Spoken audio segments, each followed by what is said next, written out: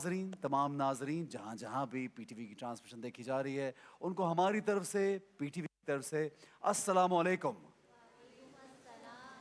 तमाम नाजरीन, तमाम लोग जो हमारे साथ जुड़े हुए हैं उनको जुम्मे की ख़ास तौर से मुबारक। रमज़ान मुबारक का ख़ास महीना, बाबरकत महीना, और उस बाबरकत महीने की हर घड़ी, हर साथ, हर वक्त, हर सेकंड जो है वो कीमती है, हम ये जानते हैं। लेकिन जुम्मे का वक्त और भी ज़्यादा कीमती होता है। जुम्मे का दिन हम मुसलमानों के लिए ज़्यादा ख़ास है। तो आइए नाज़रीन, आज के दिन एक दूसरे को अपनी दुआओं में याद रखें।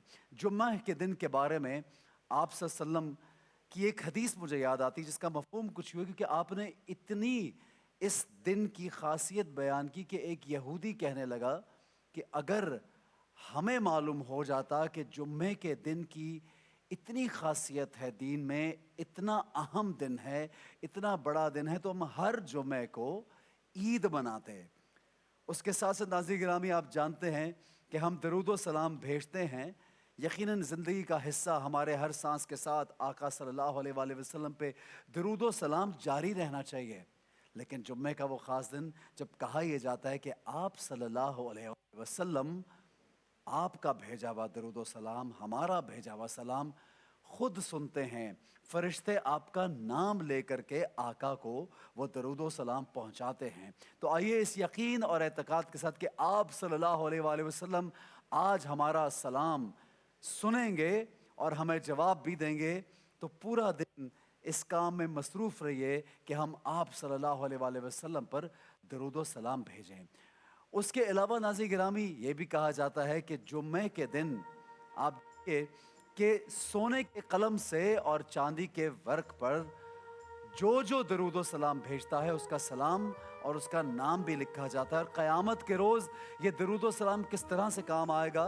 दुनिया में आपकी 10 हाजात पूरी होती हैं, आपके 10 गुनाह मिटते हैं, आप पे 10 रहमतें नाज़िल होती हैं, और ये दरूद जो है, ये सलाम जो है, आपको दुनिया में भी आपके काम आएगा और आखिरत में भी काम आएगा। तो नाज़रीन गिरामी, अपने मामूल के कामों में मशगूल तो रहिए, लेकिन आज के दिन, वैसे तो हर वक्त हमें दरूद व सलाम भेजना चाहिए, लेकिन आज के दिन ख़ास तौर पे। और नाज़रीन गिरामी, असर की नमाज के बाद का भी हुक्म है कि आप दरूद व सलाम भेजिए, और एक ख़ास दरूद है, अगर आप उसको, कहा यह जाता है, इमाम अली से मंसूब है ये बात, कि अगर कोई शख्स जाए नमाज पर बैठे बैठे आप सल्लल्लाहु अलैहि वसल्लम पर 80 मरतबा दरूद व सलाम भेजेगा नमाज के बाद, आयतुल कुर्सी पढ़ने के बाद, तो उसके 80 साल के गुनाह माफ़ कर दिए जाएंगे, इससे पहले कि वो जा नमाज से उठेगा। तो नाज़रीन याद रखिएगा कि हम सब पे आका सल्लल्लाहु अलैहि वसल्लम पर सलाम दरूद भेजना कितना लाजमी है। जनाब, आगे बढ़ते हैं, और आप जानते हैं कि दीन इस्लाम हमें दीन की तालीम तो देता है, लेकिन ये दुनिया में हमें ज़िंदगी कैसे गुजारनी है उसकी तालीम भी ख़ास तौर पे मुझे आपको दी गई है, ताकि ये दुनिया में अगर हम कामयाब हो गए तो यकीनन हमारी आखिरत भी अच्छी होगी। वरना जैसे आपने अभी हमने तर्जुमा पेश किया, उसमें साफ लिखा है कि ये ना हो कि तुम्हें जहन्नुम में डाल दिया जाए, जो कि अल्लाह के लिए आसान है। तो कोई ऐसा काम करने से पहले ज़िंदगी में सोचिए कि क्या ये रब ताला इससे नाराज़ तो नहीं होगा। क्या रसूल अकरम सल्लल्लाहु अलैहि वसल्लम हमारे इस काम से खुश होंगे या नहीं होंगे। अगर हम अपने सब काम ये सोच के करें तो हमारी ज़िंदगी बहुत आसान हो सकती है। जनाब, आज का टॉपिक वो ये है कि दुनिया में ज़िंदगी गुजारते हुए नाप तोल में कमी ना करना, कारोबार करते हुए ईमानदारी दिखाना, लोगों के साथ जब आपका कोई ग्राहक आए उसको झूठ बोल के माल नहीं बेचना, कोई बेईमानी नहीं करनी, कोई मिलावट नहीं करनी। आप जानते हैं कुरान पाक में एक वाक़या है, एक किस्सा है कि हज़रत शुएब अलैहिस्सलाम की कौम पर आज़ाब ही सिर्फ इसलिए आया कि वो नाप तोल में कमी किया करते थे, कम तोला करते थे। नाज़रीन गिरामी, आप सोच सकते हैं कि जब आप कुरान पाक पढ़ते हैं तो उसमें ये आपको इस बात पे पूरी सूरा आ जाए, आयत नाजिल हो जाएं कि जो लोग बेईमानी करते हैं, नाप तोल में कमी करते हैं, किस तरह रब ताला उनसे नाराज़ होता है। रब ताला को इस मामले से, ये दुनियावी मामला है नाज़रीन, आप सोचिए, یہ دنیاوی معاملہ ہے. اگر میں آپ کو بے ایمانی سے کچھ بیچ دیتا ہوں, کچھ دے دیتا ہوں, جھوٹ بول کے منافع خوری کرتا ہوں, زیادہ منافع لیتا ہوں, تو یہ تو دنیاوی معاملہ ہے. رب تعالیٰ کس قدر اس پہ ناراض ہوا کہ قوم پر عذاب نازل ہو گیا. تو یہی آج کا ہمارا ٹاپک ہے, زندگی کو کس طرح آگے گزارنی ہے. جناب, جب رسول خدا مصطفیٰ صلی اللہ علیہ وآلہ وسلم کی ہم بات کرتے ہیں, کیونکہ ان کی ذات گرامی, ان کی زندگی, ان کا پورا جو ایک اسوہ حسنہ جس کو کہا جاتا ہے, آپ صلی اللہ علیہ وآلہ وسلم کا کردار سب مسلمانوں کے لیے مشعل راہ ہے, بلکہ پوری انسانیت کے لیے. آپ صلی اللہ علیہ وآلہ وسلم فرماتے ہیں, بے شک سب سے اچھی کمائی ان تاجروں کی ہے جو بات کرے تو جھوٹ نہ بولے, امین بنایا جائے تو خیانت نہ کرے, وعدہ کرے تو خلاف ورزی نہ کرے, دوسروں سے کوئی چیز خریدے تو اس کی مذمت نہ کرے, اپنی چیز جب فروخت کرے تو اس کی بیجا تعریف نہ کرے, اور جب ان پر قرض ہو تو اس کی ادائیگی میں ٹال مٹول نہ کرے, اور ان کا کسی پر قرض ہو تو اس پر وصولی میں تنگی نہ کرے. ناظرین گرامی, آپ دیکھیں کہ اس حدیث میں آپ کو ایک ڈیل کرنے کا طریقہ, زندگی کے بہت سے پہلو ایک حدیث میں اجاگر کر دیے گئے. آپ جانتے ہیں ناظرین گرامی, رسول خدا مصطفیٰ صلی اللہ علیہ وآلہ وسلم کا تعارف جب اس دنیا میں عام لوگ کیا کرتے تھے نبوت کے اعلان سے پہلے, تو آپ کو صادق اور امین کہا جاتا تھا. آپ جانتے ہیں اس لفظ میں کتنا وزن ہے کہ لوگ آپ کے پاس اپنی امانتیں رکھواتے تھے, لوگ آپ کے ساتھ کوئی کام کرتے, کچھ بھی کرتے, تو ایک ان کے دلوں میں یہ تھا کہ یہ ایک ایماندار شخصیت ہے, یہ صادق سچی شخصیت ہے, یہ امین ہے, اور کہا کرتے تھے اپنی ساری امانتیں آپ صلی اللہ علیہ وآلہ وسلم کے پاس رکھوا دیجئے. بی بی خدیجہ کے ساتھ جب آپ نے ان کے لیے کام کرنا شروع کیا, آپ یہ بھی جانتے ہیں, آپ نے سنا ہوگا کہ بی بی کا جب مال بکا تو اس مال میں جو آپ صلی اللہ علیہ وآلہ وسلم بیچا کرتے تھے اس میں کتنا منافع ہوا.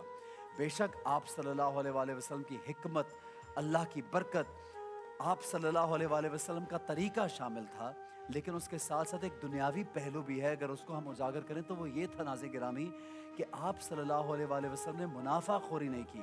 جب مال بیچتے, جو کماتے, جو اپنا منافع حصے کا طے کیا ہوا وہی رکھتے, اور جو منافع دوسرے تاجر بیجا جھوٹ بول کے کمیشن کے طور پر لیا کرتے وہ آپ نے نہیں رکھا. تبھی تو آپ کے ساتھ جو بی بی کا غلام تھا میسرا, اس نے تعریف کی بی بی کے پاس جا کے کہ آپ دیکھیں کہ کیا شخصیت ہے کہ اتنا ذرہ برابر بھی فالتو منافع نہیں رکھتے اور لوگوں سے جھوٹ نہیں بولتے, رحم دلی سے پیش آتے ہیں.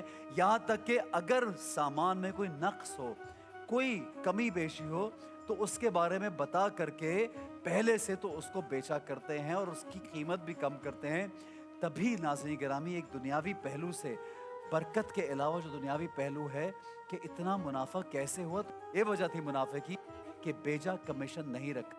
ناظرین گرامی, ہم جب بات کرتے ہیں رسول اللہ اکرم صلی اللہ علیہ وآلہ وسلم کے اصحاب کی, تو حضرت عبد الرحمن بن عوف کا ایک واقعہ میرے ذہن میں آتا ہے.